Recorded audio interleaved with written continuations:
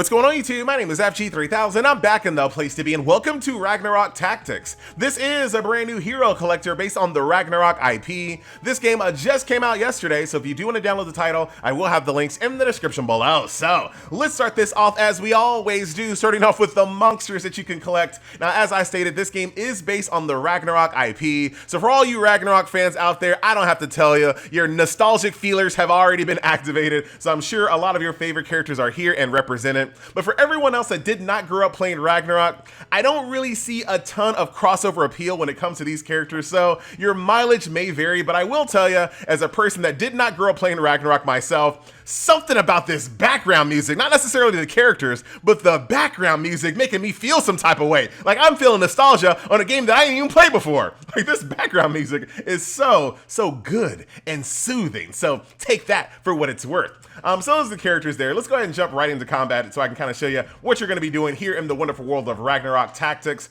Let's go to Adventure. Now this game does have an idle feature once again. Shout out to FG3000 in 2018 and 2019 that basically said that idle features were going to be more and more prominent in hero collectors going forward. So I can't even tell you how good this feels. So as you're offline, you're going to accrue gold, basically Zeny, EXP for your characters, EXP for your account, and of course equipment can drop as well. All you gotta do is hit that claim button, and this builds up to 12 hours of offline time. You love to see it. So let's go ahead and jump into combat here. So here we are in combat. As you guys can see, you bring 5 characters into combat with you, and since the game does have a little bit of idle background, it also has the elemental systems that idle games tend to have as well. So depending on what type of factions you bring, and depending on what type of element types you bring into combat, you can also give your party passive bonuses as well. Now, one thing bothers me, and you guys already see it. If you got the gamer eye, you already see a problem here. Now, yes, it's a paper, rock, scissors system, so that's correct, but the colors, man,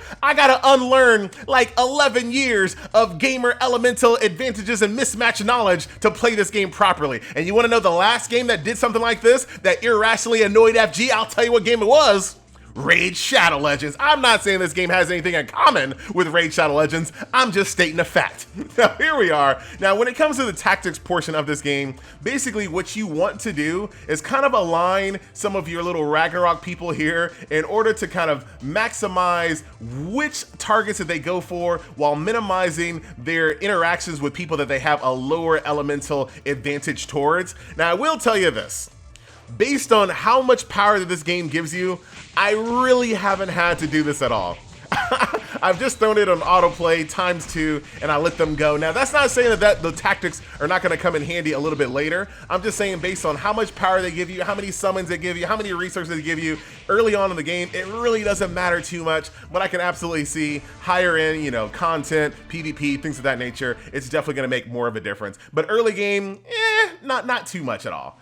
So that's that. Let's go over to the boss. So maybe I can be proved wrong right now. We'll go all the way up to a boss encounter to kind of see, maybe I get wiped using no tactics whatsoever. But for the most part, I've just been hitting attack and just letting it roll. All right, so this is like a chapter in boss encounter. So let's go ahead and jump on in. Now, when it comes to the combat itself, as you guys can see, you have a universal mana meter here, and based on how much mana you have will dictate which skills you can use. And you can kind of see the corresponding cost right here above your monsters. So let's turn off autoplay just for a second so you can kind of see what that looks like. So if I really want to min-max, I can make sure that my AoE hits everyone in that circle. So obviously when it comes to harder content that you don't really dramatically overpower, being able to set up your telegraphs like that to maximize how many monsters you get in one big AoE is definitely going to make a difference. I'm just saying at the moment, I really haven't had to do that too much. So let's go ahead and keep it moving here. Let's go ahead and do, since we just moved to a different biome, let's kind of see what that looks like here. And we'll jump on into chapter 5 to see what that's all about. Pretty much the same there, not a big deal. So we'll go ahead and jump in one more bit of combat here for you. So I'll once again try to min-max my little AoEs here. Jump over there, a little dispel action. And then I'll just throw that bad boy in auto, because for the most part, they're going to be able to handle that. So that's combat here in the world of Ragnarok Tactics. Zeny Collector is now available. hey, my Zeny collector is now available. So we're gonna go over here to basically your daily resource grinds right over here. So as you guys can see, here's an opportunity for you to get gold out of these little encounters. We'll go ahead and jump in real quick to kind of see what that looks like. All right, we'll go ahead and set up our squad of our most powerful members and jump on into combat as we fight this mimic, which looks like it has a pair of balls looking at us. All right. All right, game. All right, cool. But as far as combat itself, I really, like, there's nothing wrong with combat per se. I don't think that every single combat system out there has to be the most complicated turn-based in-depth strategy tactics game of all time. There's something to be said about games that are a little bit more simple as well. So combat-wise, I don't see a problem. I just don't think that people that don't know anything about Ragnarok are gonna take to this combat system and really invest heavy in this game. This game is definitely for fans, 100%. But there you go, beat up on this little mimic here, get a bunch of gold, and that gold, of course, can be used to power up your characters. Very, very nice. So that's that. So then, of course, once you beat it, it looks like right after that, you can just instantly sweep it as well. So shout out to them on that one. And as you guys can see, the other ones are going to be EXP to power up your characters and then evolve breakthrough materials as well. So that's that.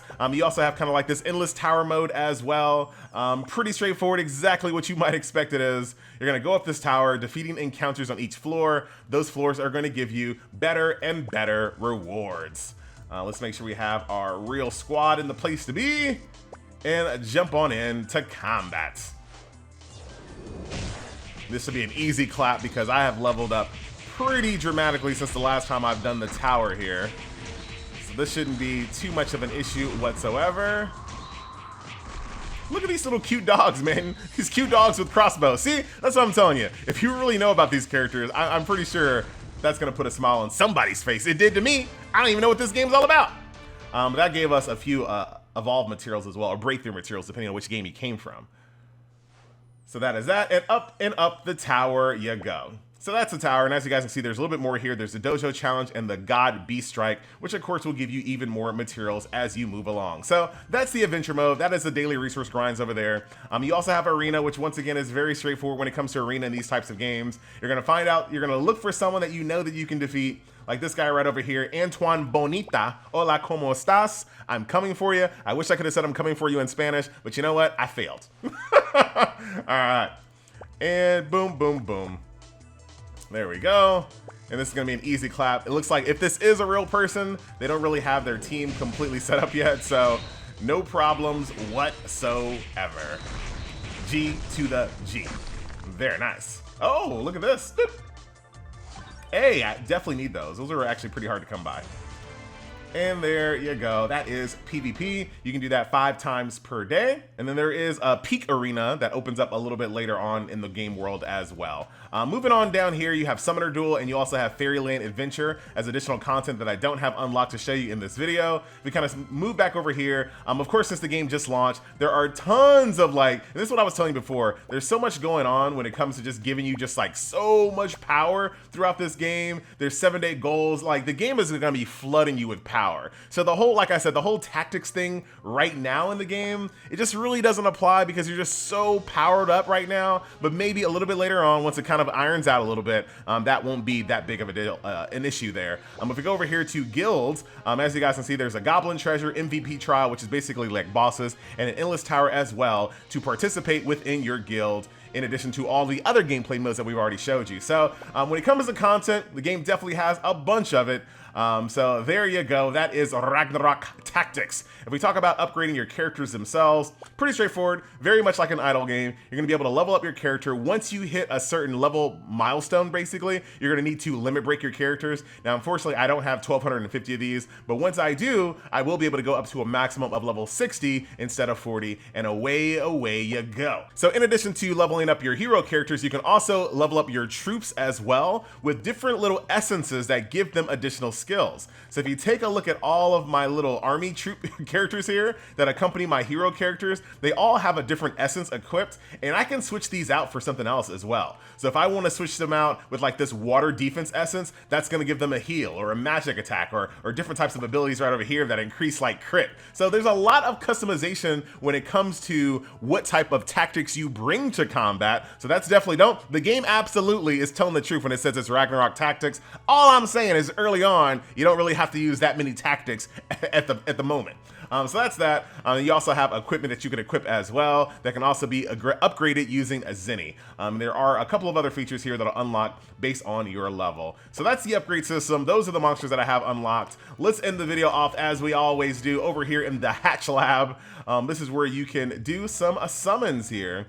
So S monsters here. Let's see. What do I want to roll on? She's kind of cute there. No, I do not. I know that's a very popular character like in a Ragnarok world. They got Drizzy Drake in a place to be, Turtle General. We're going to go for the waifus, I guess. So let's see. Here is a 10 times summon pool here. Oh, you got a rainbow egg. I don't know what that means, but it got to be something good, right? And then we have Raydrick. Bongun. I've seen him before. Got another Deviling there. Harold. Just Harold. Rock Egra. Alright, so those are the characters that I got. Like I said, if you have the nostalgia, right, these things are going to look a lot cooler to you than other people. But for me, it's all about the heroes that you can collect. And, you know, that Nightmare is kind of cool, sort of. Little horse. Whisper Boss. Okay. More of this little animated armor. Hey! We got the guy on the banner, but not the girl on the banner that I wanted. Oh, hello. Just joking. Are you really, though, FG? A little bit. And there you have it. Don't want to spend any gold on that. All right. There you go. So now we have ourselves a new and improved SS, my very first SS character as well. So once again, just go ahead and level him up with level, holding the button down. There we go. Gets him up to level 20. Hit that, evolve him. Now he can go up to level 40. There you go. Once again, do the same thing. Up to level 37 is all the equipment that I have. I can use one of these essence here, give him water defense just for example. Equip that on him. Very easy. Auto-equip gear. Straightforward, as you guys can see. So that will do it. Ladies and gentlemen, boys and girls, got my new little SS character in combat here, as you guys can see. This has been a look at Ragnarok Tactics. My name is FG3000, and I'll see you guys in the next video. Later.